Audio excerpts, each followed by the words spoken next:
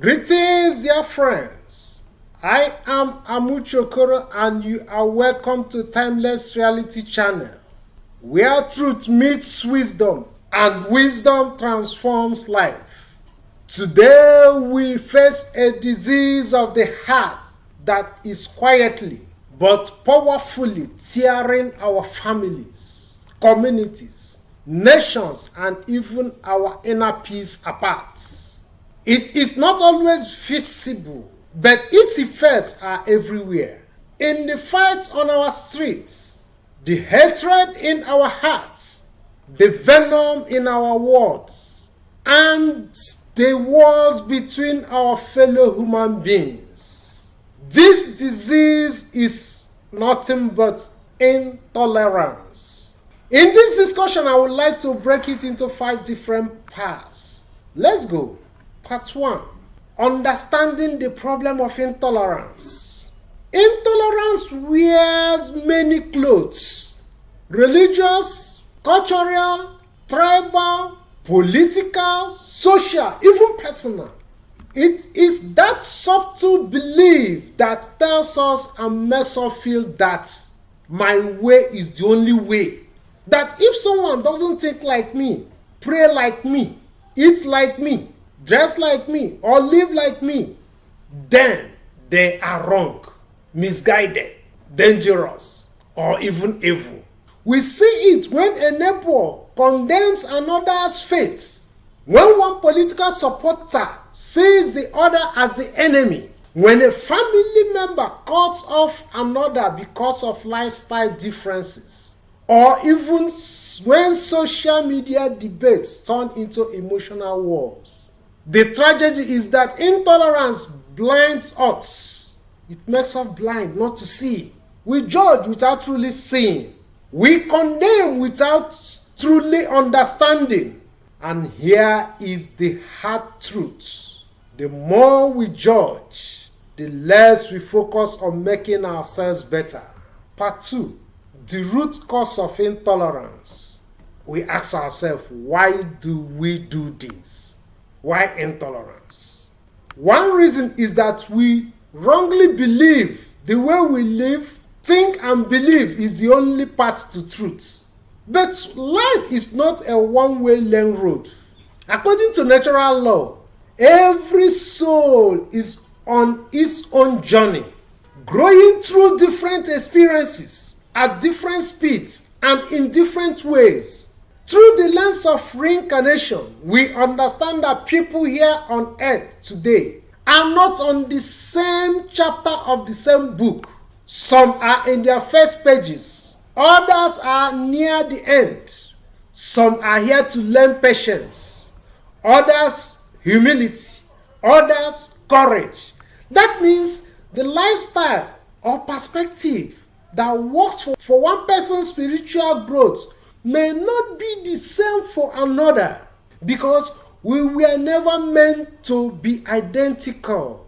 But here is the balance. Tolerance is not blind approval. Just because people are on different paths doesn't mean every action is acceptable. No. When a behavior is clearly destructive to self, to others, or to society, we must address it with love and wisdom, not hatred and condemnation. Part 3. The deeper impacts. Every time we judge harshly, we plant seeds of division. Every time we label someone as less because they are different, we weaken the human bond that holds society together. History shows us intolerance fuels hatred. Hatred fuels violence, and violence destroys nations from within. The great fall of many civilizations began not with a foreign attack, but with internal division born from intolerance. Part 4. Let us look at the way forward. If we truly want a world of peace, we must start with ourselves. Change begins from within. The better person you become, the more your light influences others without you needing to force it. Here are some powerful recommendations. Let us look at them as we classify them with different levels in the society. Let's start with the classification at the family level. Yes, at the family level, teach children early that differences are not threats but opportunities to learn. Correct wrongs in the home with love, not with humiliation. Looking at it at the community level, create forums where people of different beliefs and lifestyles can dialogue respectfully. Celebrate cultural / individual diversity through community events and shared projects. Let us look at it at the national level. Leaders must model intolerance in speech and action.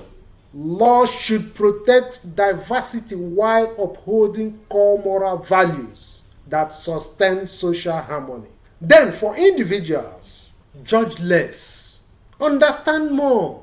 When you feel the urge to condemn, ask, do I know their full story? Focus more on personal growth than policing others' journey. Remember, correcting with love builds bridges, while condemning with hate burns the bridges. My challenge to you, my dear friends, the human family is like a garden.